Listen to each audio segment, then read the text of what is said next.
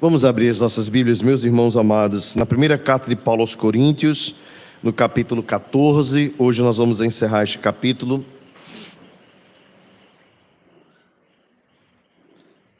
Nós dedicamos alguns domingos, eu acho que 4 ou 5, neste capítulo. Hoje, com a graça de Deus, a gente encerra. É um texto curto que nós vamos meditar hoje.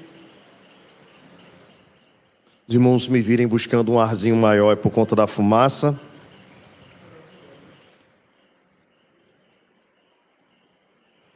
Eu sei que no Santo dos Santos havia fumaça, né? Mas não era essa, né? Era a fumaça da misericórdia de Deus. Hoje a gente está pedindo misericórdia por causa da fumaça, né? Mas a gente consegue. Primeira carta de Paulo aos Coríntios, capítulo 14, a partir do verso 33. Diz assim a palavra do nosso Deus: porque Deus não é Deus de confusão, e sim de paz. Como em todas as igrejas dos santos, conservem-se as mulheres caladas nas igrejas, porque não lhes é permitido falar, mas estejam submissas, como também a lei o determina. Se, porém, querem aprender alguma coisa, interroguem em casa seu próprio marido, porque para a mulher é vergonhoso falar na igreja. Porventura, a palavra de Deus se originou no meio de vós? Ou veio ela exclusivamente para vós outros? Se alguém se considera profeta ou espiritual, reconheça o mandamento do Senhor, como o mandamento do Senhor que vos escrevo. Reconheça ser mandamento do Senhor o que vos escrevo. E se alguém o ignorar, será ignorado.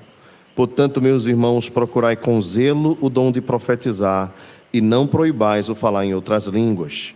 Tudo, porém, seja feito com decência e ordem. Até aqui, amados. Senhor nosso Deus, te louvamos por tua palavra.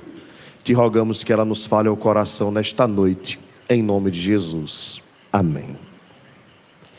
Meus amados irmãos, capítulo 14, como os irmãos já sabem, talvez seja um dos capítulos mais polêmicos de toda a Escritura, em especial desta carta. Esta causa pela qual o apóstolo Paulo chama a atenção da igreja era uma causa muito cara ao Evangelho, tinha a ver com a ordem e com a decência no culto sagrado. O apóstolo Paulo, então, trabalha a questão da profecia como sendo superior às línguas, e como os irmãos que têm acompanhado as mensagens já sabem, Paulo vai desestimulando a igreja a praticar as línguas, visto que em nada traziam elas edificação. As pessoas não podiam dizer amém ao final porque não entendiam, a mente fica infrutífera como ao ar, solta ao ar, e principalmente não pode ser uma bênção para a edificação, visto que quando não há compreensão, automaticamente nós não entendemos, não somos edificados. Pois bem, o apóstolo então levanta um outro tema dentro da temática de ordem do culto, que para nós também é muito importante, nós precisamos tratar aqui, pois está na palavra de Deus, nós não podemos fugir ao tema. Eu queria, entretanto, que os irmãos pensassem que o objetivo de Paulo aqui não é simplesmente trazer regras para o culto, mas sim princípios reguladores do culto sagrado. Isto porque, irmãos, como o próprio texto vai nos lembrar, a igreja de Deus, ela tem um dono, como nós mesmos chamamos, a igreja de Deus. E o culto é oferecido também a Deus. Sendo o culto oferecido a Deus, Deus precisa se agradar daquele culto. Por exemplo, os irmãos devem lembrar, no livro dos Juízes, que houve um juiz que prometeu a sua própria filha como sacrifício a Deus. E Deus nunca quis sacrifícios humanos. Quem gostava de sacrifícios humanos era Moloque e os abortistas dos nossos dias, né, que adoram sacrificar crianças no ventre. Mas Deus nunca quis crianças para serem sacrificadas. Deus nunca quis a vida humana como sacrifício. A verdade, o único sacrifício que agradava a Deus era o sacrifício do seu próprio filho, que ele mesmo moriria em favor de nós, os pecadores. mas que mesmo assim o ressuscitaria ao terceiro dia. Portanto, Deus nunca quis sacrifícios humanos. E na Bíblia, no livro de Juízes, nós vemos um juiz querendo oferecer a sua própria filha como sacrifício, o que é totalmente irreal. E Deus abomina aquele tipo de prática. Por quê, irmãos? Porque Deus estabelece a forma como quer ser agradado. Deus é quem estabelece a forma como quer ser adorado. Imagine-se, portanto, recebendo um presente do seu filho que não tem nada a ver com o que você gosta. Você se veste esportivo e ele lhe dá um terno. Ou você se veste social e ele lhe dá um tênis. Né? Ou vamos pensar, você torce para um time e ele lhe dá a camisa do outro time. Isso não tem sentido, né? O que é que nós procuramos fazer quando nós queremos agradar alguém? A gente procura saber o que aquela pessoa gosta, não é verdade? E oferece-lhe como presente aquilo que lhe agrada. A não ser que você tenha outros interesses, né? Por exemplo, você gosta de livro, né? E sua esposa não gosta. Aí no dia do aniversário dela, você dá um livro que ela não gosta para ela lhe devolver. Aí você ganha o livro, né? Uma vez, o avô de Catiane, né, já estava velhinho e já não enxergava bem, né? E aí a Catiane tinha dado uma calça, uma bermuda para ele, uma bermuda massa. Eu disse, rapaz, gostei dessa bermuda, né? Aí quando ele pegou, ele era tricolor roxo, né? Aí quando seu Zé pegou a bermuda, era azul com um tracinho vermelho assim do lado. Aí eu disse, seu Zé, o senhor gostou desse short do esporte? Rapaz, na mesma hora ele jogou a bermuda assim, e eu disse, ganhei, e Catiane ficou invocada comigo. E eu ganhei a bermuda, que não era do esporte, era azul e vermelho. Depois eu devolvi, eu tentei devolver, mas ele não acreditou mais em mim. Ele disse, é do esporte sim, você está querendo me enganar. Então você não agrada o outro, dando a ele o que ele não gosta. Então existe um princípio que os reformadores levantaram como bandeira durante o período da Reforma Protestante, que nós chamamos como princípio regulador do culto. Está na nossa confissão de fé de Westminster. O culto agradável a Deus é aquele que Ele mesmo estabelece, da forma que Ele estabelece. Então isso é natural nas relações humanas, que dirá na nossa relação com Deus, que é grandioso, glorioso, digno de todo louvor. E a confissão ainda fala mais, que o culto não deve ser prestado a Deus conforme as invenções humanas ou sugestões de Satanás. É curiosa essa segunda parte, porque Satanás também tem interesse em sugerir à igreja que ela ofereça algo a Deus que Deus não se agrada. Ok? Então existe a mente humana que é fértil, e que pode inventar novas maneiras de querer agradar a Deus, mas Deus não se agrada, porque tudo que Deus se agrada, e aí é o princípio regulador do culto, tudo que Deus se agrada está prescrito nas Escrituras. Quando nós vemos, por exemplo, a igreja do Novo Testamento reunida, a Bíblia diz lá em Atos capítulo 2, versos 42 a 47, e perseveravam na doutrina dos apóstolos, na comunhão do pão, no partir do pão e nas orações. Em cada alma havia temor e tremor, muitos sinais eram operados pelos apóstolos. Então veja, comunhão, partir do pão, orações, o ensino, a pregação da palavra. Quando o povo de Israel volta do cativeiro, eles fazem um púlpito para Esdras, onde Esdras ficava acima de todo o povo, e quando ele abria as escrituras para ler, todo o povo se colocava de pé, e ao final todos diziam amém. Isso é seguir o princípio regulador do culto. O que deve ter no culto, o que agrada a Deus, deve estar prescrito. E aqui é uma diferença entre a visão de Calvino e a visão de Lutero. Calvino diz, no culto só pode ter aquilo que Deus prescreve. E Lutero dizia, no culto pode ter tudo menos aquilo que Deus proíbe. Parecem ser as duas coisas, mas a defesa de Calvino, e é que nós seguimos, é que o culto sagrado deve ser oferecido dentro daquilo que a Escritura estabelece, dentro daquilo que Deus ordena, que está claramente prescrito nas Escrituras. Então, o assunto línguas, profecias, mulheres na igreja e coisas desse tipo, estão todos esses assuntos dentro de um tema maior. O culto que agrada a Deus deve ser prestado segundo Deus ordena e só assim ele aceita. E digo mais para os irmãos: fugir desse caminho é procurar maldição para si mesmo. Nós temos alguns casos nas Escrituras em que homens decidiram fazer do seu próprio modo, do seu próprio jeito. E nós temos situações trágicas nas Escrituras quanto a isso. Primeira, que talvez nós podemos nos lembrar, é a de Caim e Abel. Caim ofereceu do seu próprio jeito e Deus não se agradou. Mas podemos lembrar também de Nadab e Abiú, filhos de Arão. Segundo a Escritura, eles foram e ofereceram fogo estranho no altar de Deus, e Deus não aceitou aquilo e os fulminou. Podemos lembrar também de Uzá, uma história muito curiosa, quando a Arca da Aliança do Senhor foi trazida da casa de Dagom, da terra dos filisteus, para Jerusalém, e a Arca da Aliança foi trazida num carro de boi. A arca representava a presença de Deus. E o carro do boi bate em alguma pedra e a Arca da Aliança vai cair no chão. E Uzá, que não era da tribo a quem era dada a incumbência de tocar na Arca da Aliança, Uzá, ainda que com boa intenção, tentou livrar a Arca da Aliança de cair no chão. E a Escritura diz que quando ele tocou na arca, ele foi fulminado pela glória de Deus. Uzá talvez pensou assim: é melhor que eu pegue do que ela caia no chão. Mas Deus lembrou o seguinte naquele episódio, de que a terra é menos maldita do que o homem, porque a terra foi amaldiçoada por causa do homem, não o homem por causa da terra.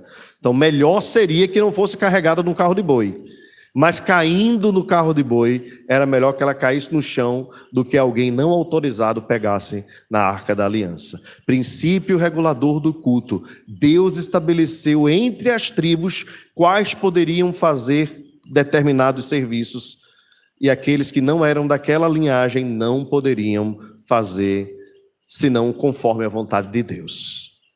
Isso é muito duro, mas está na Escritura. Nós podemos lembrar também, no Novo Testamento, da história de Ananias e Safira, que ofereceram algo estranho no culto ao Senhor. Lembram que Barnabé, como tendo uma terra, a vende, sendo ele natural de Chipre, vende a terra, pega todo o recurso e entrega aos pés dos apóstolos. Ananias e Safira doam suas terras, vendem, pegam parte e entregam, e Deus os mata. Aí você pode perguntar assim: mas é porque Deus queria tudo? Na verdade, irmãos, os três, né? Mas os 2 episódios, as pessoas oferecem voluntariamente. Deus não pediu. Deus não estabeleceu que todo mundo vendesse os seus bens e desse à igreja, nem aos pobres. Nunca houve isso na Escritura. A verdade é que eles entregaram parte, dizendo que haviam dado tudo. O apóstolo Pedro diz: porque vocês mentiram ao Espírito Santo? Se vocês ficassem, não era de vocês? Então, primeiro Ananias, depois Safira, o fôlego de vida lhes é tirado e eles morrem num episódio que deixou toda a igreja do Novo Testamento perplexa e assustada com a forma como Deus lidou com isso. Meus irmãos, o que eu quero falar a respeito é que o culto oferecido a Deus, ele deve ser revestido da Escritura. A Escritura é quem define a forma, o método em que nós devemos cultuar a Deus, e não a imaginação humana, nem as sugestões de Satanás. É claro que isso mexe também com a nossa cultura, porque Deus é um Deus que está sobre todas as culturas, e é normal que em vários lugares diferentes as pessoas adorem a Deus de forma diferente musicalmente. Os instrumentos aqui não são os instrumentos na África, né? O tipo de melodia que é cantada aqui não necessariamente é a mesma cantada na Europa. E na verdade, Deus não estabeleceu ritmo, Deus não estabeleceu um gosto musical. É curioso que alguns irmãos hoje tentando ser zelosos, querem cantar na Igreja do Brasil os salmos como Calvino cantava no século XVI. E nós temos muito respeito por Calvino pela Reforma Protestante, mas aquele tipo de cântico serviu lá em Genebra e não necessariamente serve a nós aqui no Brasil. Esta semana o pessoal fez um videozinho de Ronquenole, um cortezinho, e Ronquenole, né, diz assim: eu acho curioso porque eu vim para o Brasil e cantei aqui no Brasil música irlandesa e música americana.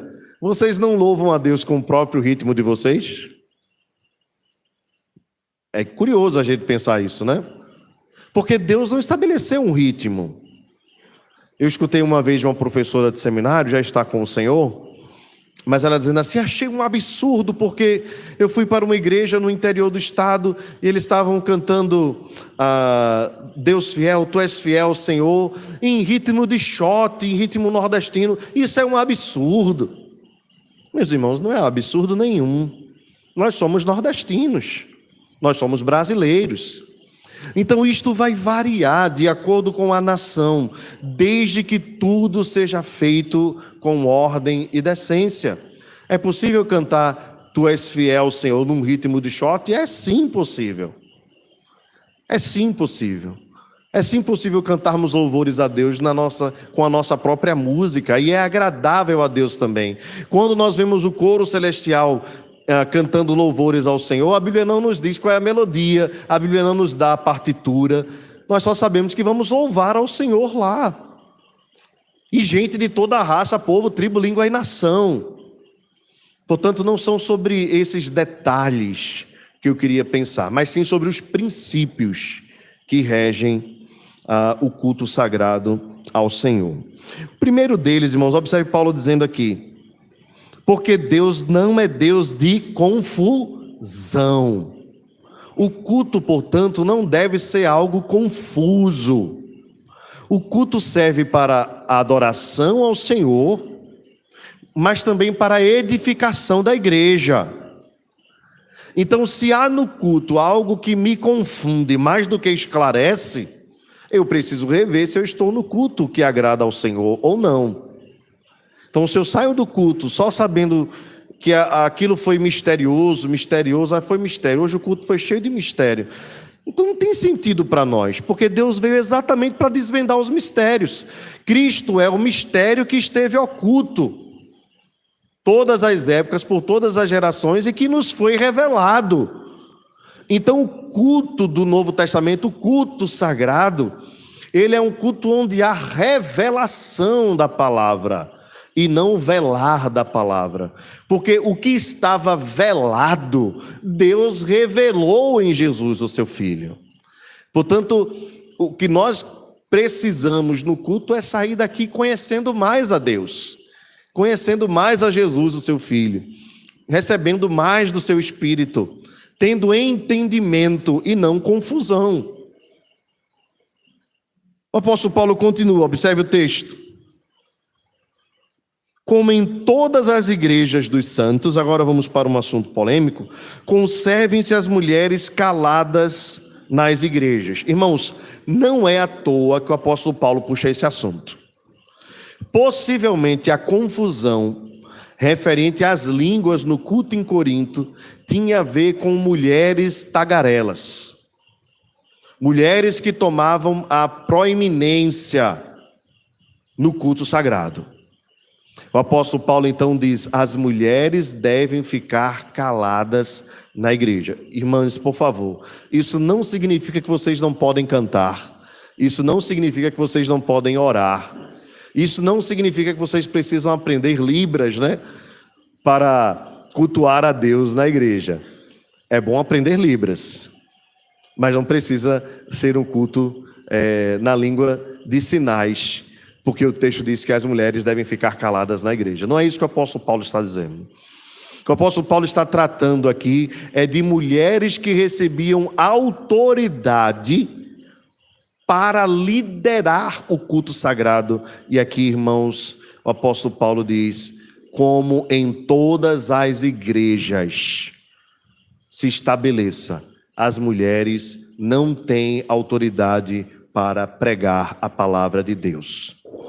Porque, irmãos, João Calvino, tratando desse assunto, ele diz o seguinte: que a mulher em casa deve estar submissa ao seu marido.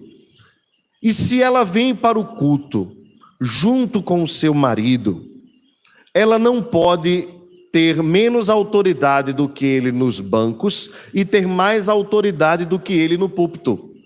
É incoerente. A pregação da palavra, o ofício pastoral, ele é um ofício exclusivamente masculino. Esta é a ordenança de Paulo em todas as igrejas. Aqui fica o recado, irmãos. Observe que Paulo diz assim: como em todas as igrejas dos santos. E os irmãos sabem bem que quando Paulo queria tratar alguma coisa que era de seu pensamento, ele dizia: não o Senhor, mas eu. Mas aqui Paulo chama a atenção uma ordem divina. Portanto, igrejas que têm pastoras, presbíteras, diaconisas estão em desacordo com a palavra de Deus, segundo o apóstolo Paulo. Precisam então pular o capítulo 14, esta parte final, ou então se submeter.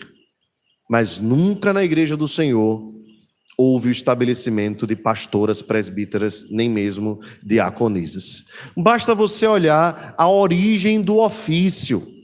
O apóstolo Paulo, na carta aos Timóteos, a Timóteo, 1 Timóteo capítulo 3, o apóstolo Paulo diz: quem almeja o episcopado, excelente obra almeja. É necessário, porém, que este seja casado, marido de uma só mulher.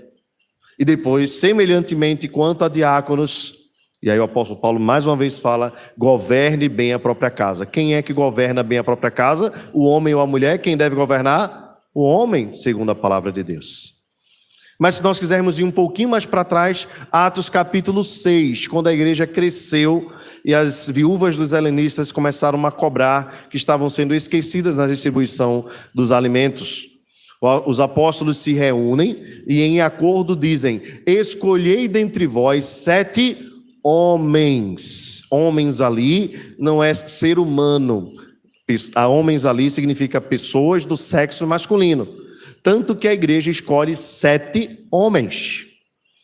E quando nós vemos nas escrituras o texto dizendo Febe, que estava servindo ao Senhor, e alguns querem atribuir ali a ideia de que ela era diaconisa, não cabe, porque o termo servir tem a ver com o termo diáconos. Então, na verdade, embora algumas traduções queiram forçar Febe como uma diaconisa, a verdade é que ela servia como muitos cristãos serviam. O próprio Jesus usou o termo diaconia, né? A Bíblia diz que ele não veio para ser servido, mas para servir, e o termo lá é diáconos. Mas para ser um diácono oficial da igreja, a quem se imponha, sobre quem se impõe as mãos, é necessário que seja homem, é o que diz as Escrituras. Alguns vão dizer assim: mas no Antigo Testamento, Débora foi chamada para ser a mãe de Israel. Lá no livro de Juízes, vocês já viram esse argumento? E esse argumento está correto. Porém, o fato de Débora ser estabelecida como autoridade, como uma juíza em Israel, não foi primeiro da própria vontade dela, ela mesma tenta declinar, mas porque não haviam homens adimplentes, capazes de cumprir aquele propósito, ela assume. Portanto, quando a mulher assume a autoridade na igreja de Deus, é porque não tem homem na igreja. Inclusive, quando a mulher assume o papel de quem governa a casa, é para a vergonha do marido. Porque Deus estabeleceu o homem para governar sobre a mulher, e não a mulher sobre o marido. Aqui, portanto, vai uma lição para as esposas: vocês não foram feitas para governar nem a casa de vocês, muito menos a igreja de Deus. E isso não é um desmérito, porque as mulheres podem fazer muitas outras coisas, desde que estejam na submissão dos homens na igreja e também em casa. E isso o apóstolo Paulo é muito claro na sua carta, quando ele diz assim: porque primeiro foi a mulher quem pecou, dando o fruto ao seu marido. Deus, portanto, estabeleceu o homem como governante, chefe da casa. Agora, este governo, irmãos, aqui vai uma mensagem aos homens, né? Não é um governo tirano. Nós não recebemos de Deus essa autoridade para hoje à noite chegarmos em casa, botarmos o pé no sofá e o outro no centro e dizer: mulher, você viu o que o pastor falou hoje? Agora traga aqui na mesa o meu cuscuz.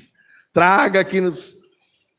A verdade é que quando nós recebemos essa autoridade, junto com ela, nós recebemos também a responsabilidade de morrer, primeiramente, pelas nossas esposas.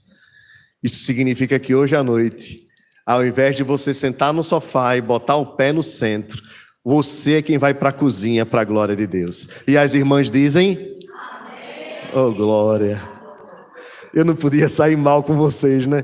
Depois de uma janta maravilhosa que vocês fizeram para nós hoje. Irmãos, olha, se tem uma coisa que o pastor não briga é com as mulheres da igreja. Eu já brigo com a minha, fico me mordendo de medo, quanto mais com as mulheres da igreja. Então vamos entrar num acordo.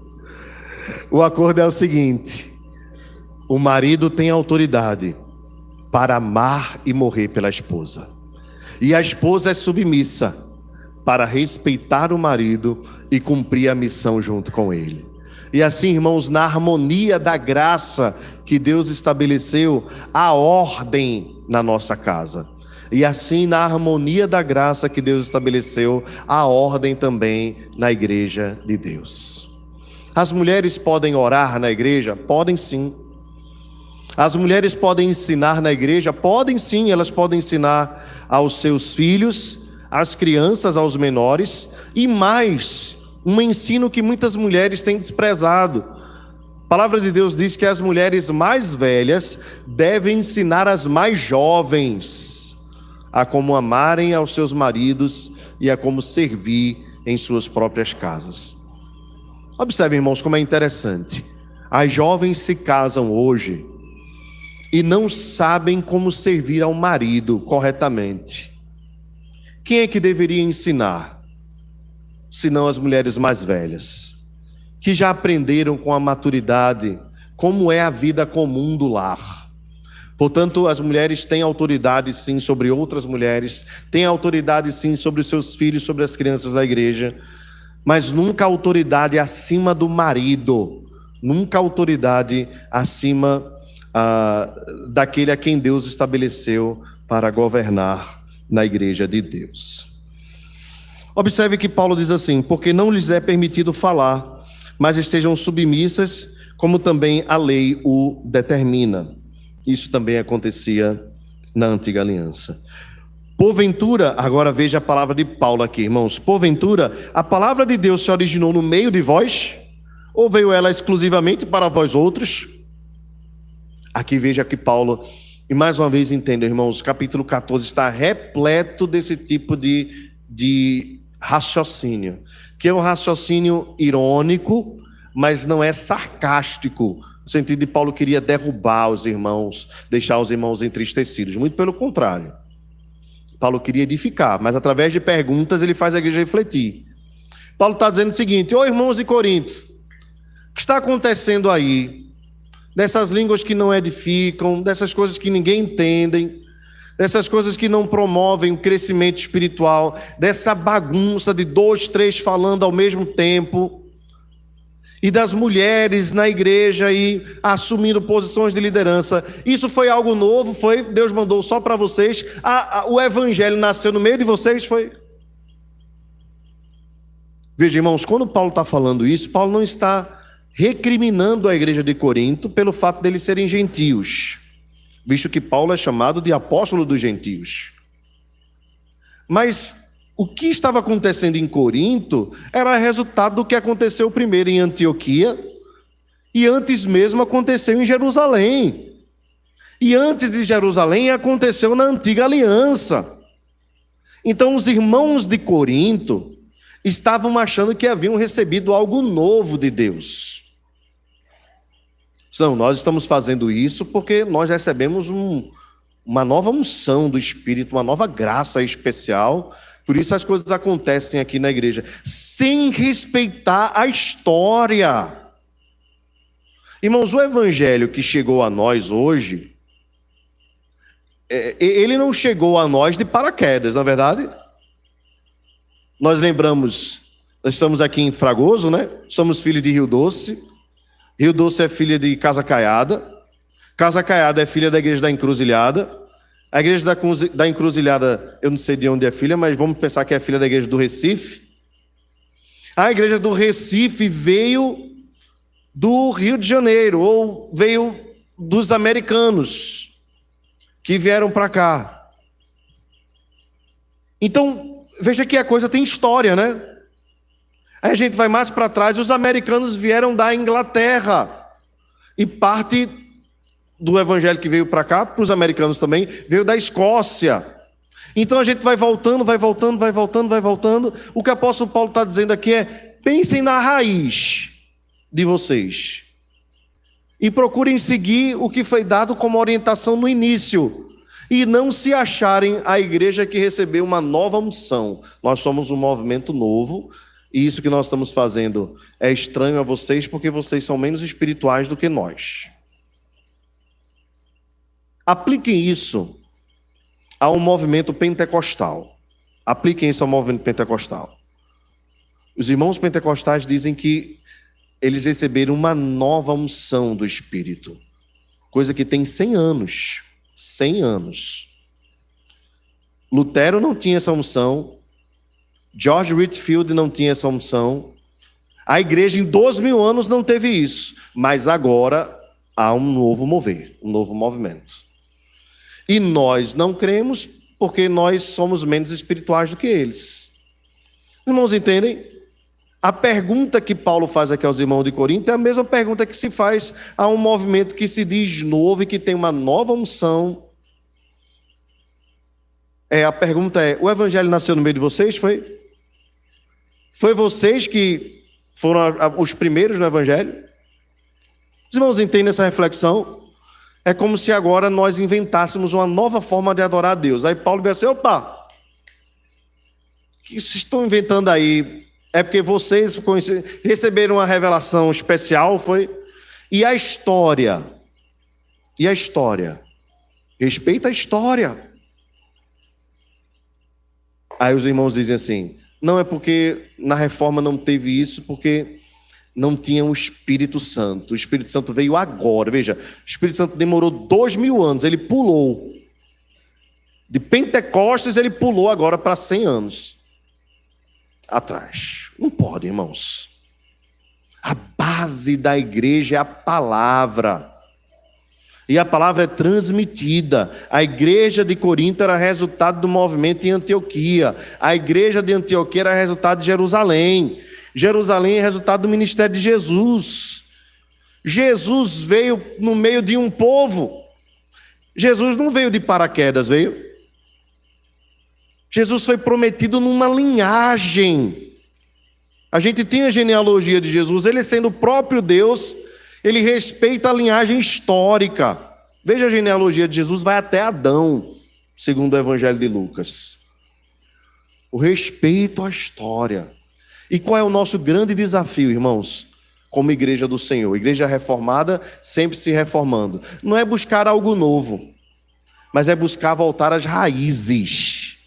Nosso grande desafio é voltar à igreja dos princípios. Veja se não foi isso que nos dividiu quanto à igreja de Roma. O que foi a reforma protestante? Não foram novos parâmetros que foram colocados. Foram os antigos marcos que foram restabelecidos, que haviam sido esquecidos. Um culto simples, uma adoração cristocêntrica, a justificação pela fé somente e não por obras. Quando você vai olhar todos os assuntos que os reformadores trataram, todos, nenhum foi novo. Nenhum. Calvino trouxe uma nova teologia, Lutero trouxe uma nova teologia. Não trouxeram. O que eles fizeram foi voltar aos pais da igreja, voltar à igreja do Novo Testamento. Esse foi o grande propósito da Reforma Protestante, a pureza, a simplicidade do culto, uma teologia que enfatizasse a obra de Cristo, que desse toda a glória a Deus, onde as pessoas crescem que são salvas pela fé somente e não novidade.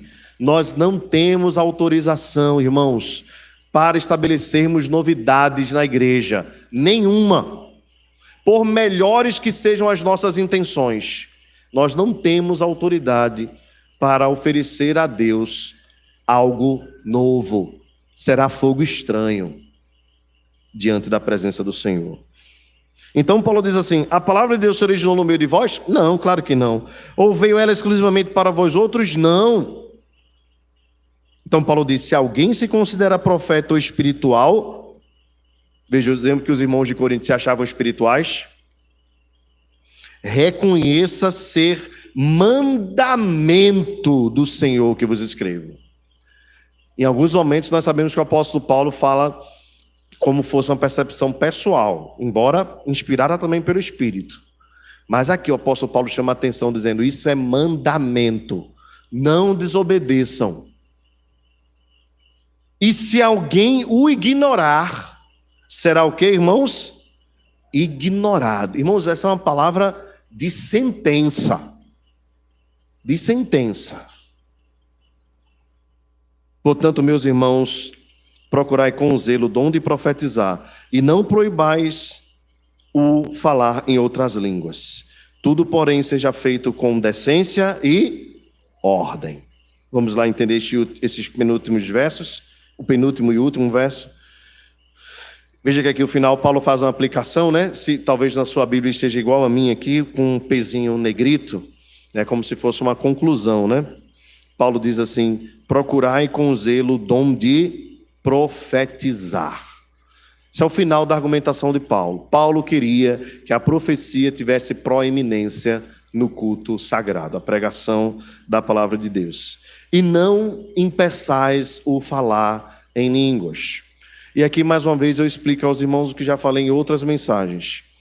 Paulo não queria as línguas na igreja, Paulo não queria a língua no culto, mas Paulo não quer proibir, para que isso não viesse causar mais confusão e mais divisão. O que Paulo faz, então? Com muita sabedoria, Paulo estabelece os critérios para que se falasse língua, de tal forma que você vai observar que, seguindo esses critérios, essa prática cessaria na igreja. A igreja de Corinto era a única igreja que teve este problema, talvez querendo imitar o que aconteceu em Pentecostes, porém não observando que Pentecostes não tem língua estranha, mas são idiomas inteligíveis que manifestavam a glória de Deus aos ouvintes. Então, o que eu observo aqui, como eu já citei para os irmãos em outras mensagens, é o caráter pastoral de Paulo. Paulo vai colocando, estabelecendo condições a fim de que a coisa diminuísse.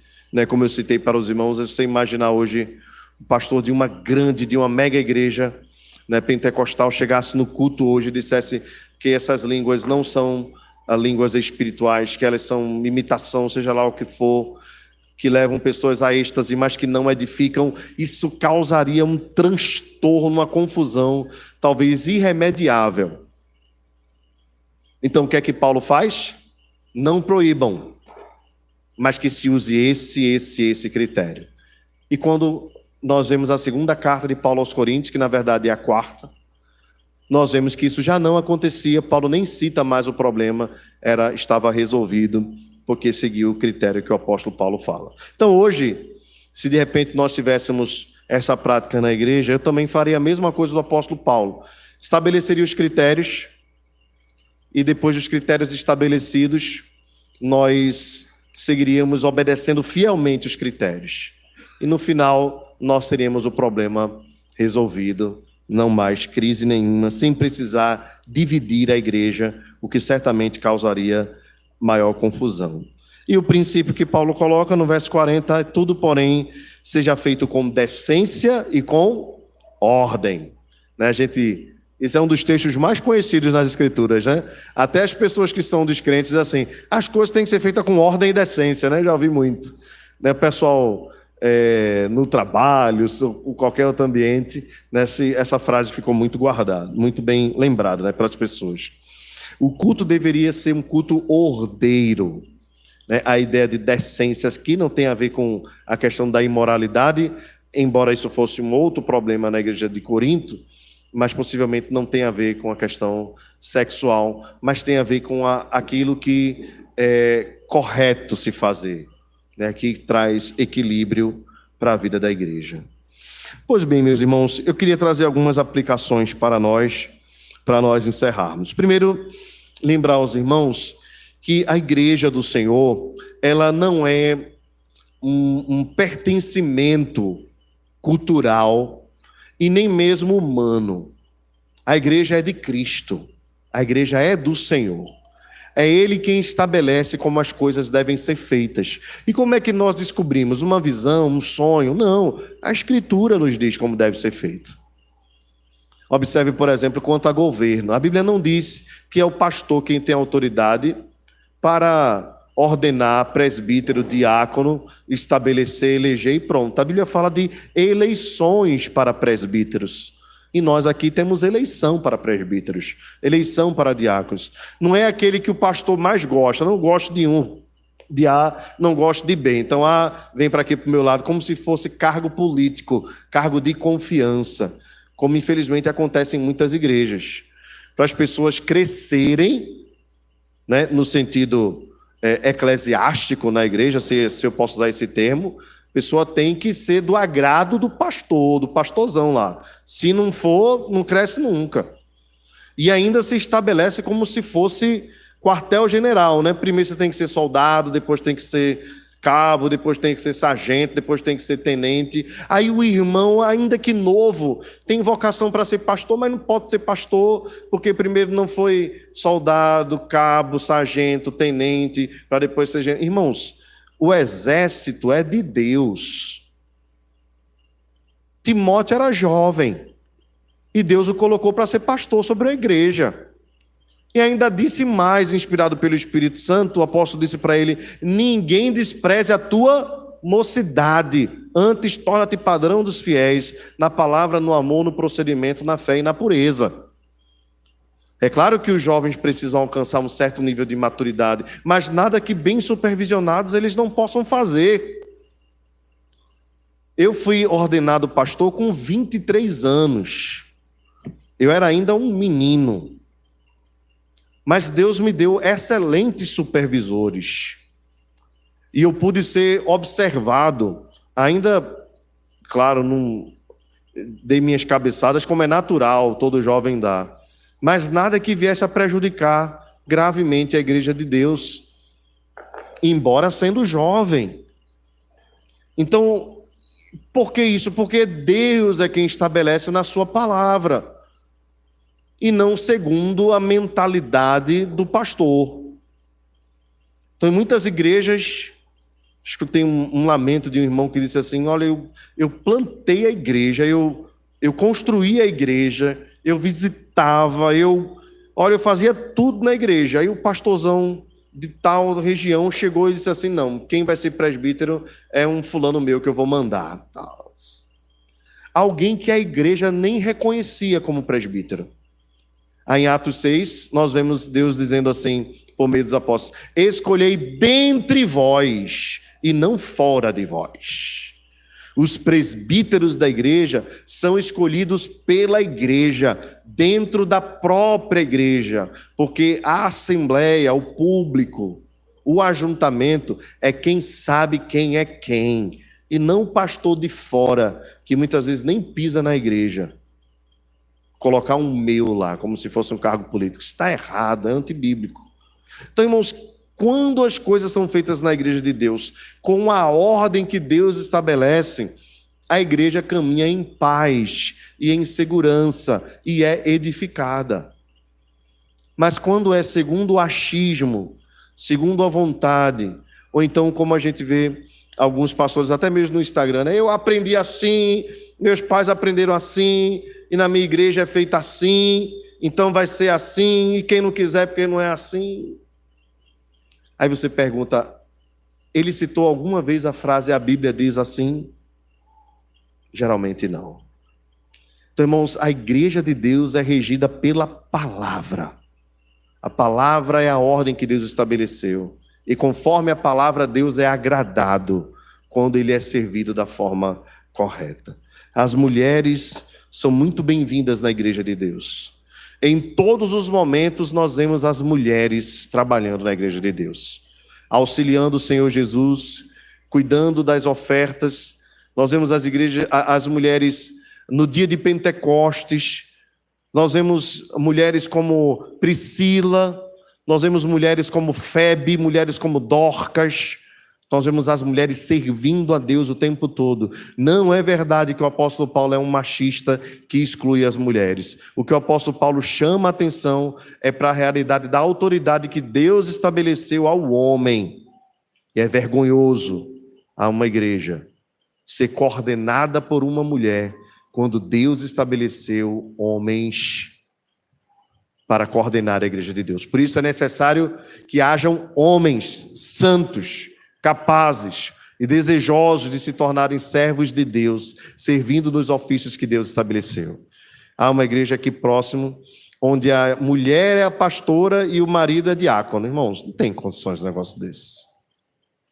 Não tem condições. Então, a ordem do Senhor é que os homens assumam a autoridade na igreja. Se chegar ao ponto de, na nossa igreja, as mulheres se tornarem mais capazes de servir do que os homens, é uma vergonha para os homens. E os homens precisam ser corrigidos para assumirem a postura de homens na igreja de Deus e também nas suas próprias casas. Eu louvo a Deus porque Deus nos deu homens maravilhosos nesta igreja e mulheres maravilhosas que servem junto com os seus maridos. E assim é que deve ser na igreja de Deus, para a glória de Deus. E tudo com ordem e decência. Um outro detalhe aqui, irmãos, para encerrar. Quando o apóstolo Paulo diz assim, que a mulher que quiser tirar dúvidas, não lhe é permitido falar, pergunte ao seu marido. É claro que o apóstolo Paulo está tratando de uma forma regular aqui. As mulheres que forem casadas e seus maridos forem capazes de responder às questões, essas devem perguntar aos seus maridos. É lícito também, logicamente, as mulheres que têm dúvidas, que querem tirar dúvidas da palavra de Deus, procurarem os pastores, os mestres. Sempre foi assim na igreja de Deus. Então, o que Paulo está estabelecendo é para que não haja desordem na igreja, mas tratando bem de forma geral. Até porque, se Paulo fosse entrar em cada detalhe, né? A mulher que é divorciada, a mulher que é viúva, a mulher que faça isso, aí não daria, a carta não daria no mundo inteiro. Mas a ideia aqui é que se estabeleça o que é correto. Os homens são responsáveis pelo ensino na autoridade da igreja de Deus, porque assim Deus estabeleceu. E assim a igreja vai sendo edificada, alimentada e caminhando no temor do Senhor. E Deus vai abençoando e dia após dia vai trazendo os que vão sendo salvos pelo fato da igreja viver conforme a vontade de Deus. Amém, irmãos? Vamos ficar de pé. Que seja assim sempre entre nós, para a glória de Deus. Baixa a sua cabeça, vamos orar ao Senhor.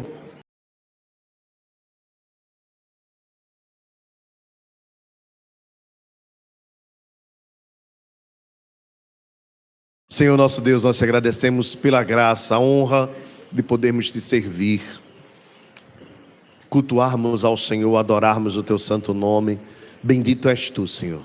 Obrigado, Pai, por sabermos e reconhecermos que a igreja é tua e que a igreja não pode ser dirigida conforme a imaginação nem de A nem de B, mas o Senhor mesmo é quem estabelece os critérios, a forma como a tua igreja deve ser conduzida segundo a tua palavra.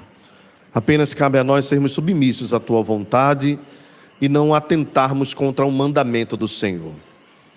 Obrigado pelas mulheres da tua igreja. Historicamente, tem feito um trabalho maravilhoso, mas certamente, Senhor, para elas é agradável que elas não sejam pastoras, presbíteras, diaconisas, pois o Senhor não as estabeleceu assim. Para elas é confortável estar em um lugar que Deus mesmo as estabeleceu, como auxiliadoras do Senhor e dos servos do Senhor na igreja do Senhor. Ó Deus, que a tua igreja, não apenas aqui em Fragoso, mas em todo lugar, caminhe em ordem e em decência. Se houver, Senhor, algo em nós aqui que esteja fora da ordem, corrige-nos, Senhor, pois não somos perfeitos e nem queremos bancar os perfeitos.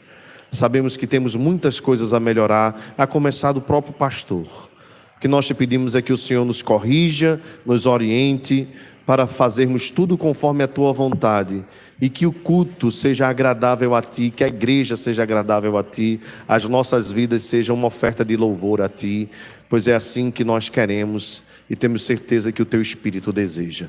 Abençoa-nos durante toda esta semana, dá-nos uma noite tranquila, de descanso. Abençoa as pessoas que estarão voltando do feriado amanhã. Traz em paz, Senhor, que não hajam acidentes nas estradas. Livra, Senhor, as pessoas da morte.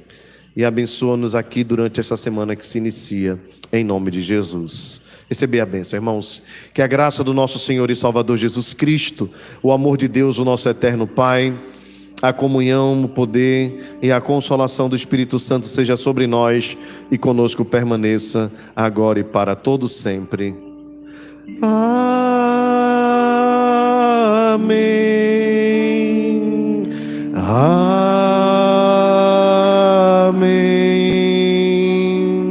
Amém.